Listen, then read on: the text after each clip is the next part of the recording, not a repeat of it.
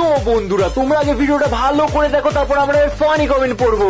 অনেক ভেবে চিন্তে আমায় পড়তে হলো নীল রঙের ড্রেস। তো একদিন তো পড়তেই হতো, এই জন্য দশমীর দিনই পরে নিলাম। আমায় পড়তেই হবে। নীল কালারের জুয়েলারি অপশন আমার কাছে প্রচুর রয়েছে। কোনটা পরবো এটা ভাবতে আমার 1 ঘন্টার বেশি টাইম লেগে গেছে। অনেক জুয়েলারি ট্রাই করার পরে ফাইনালি আমি এগুলোই পরছি। যদি কারো এগুলো ওভার মনে হয় তাহলে আমার কিছু করার নেই, কারণ আমার এগুলো প্রিয় ভাই।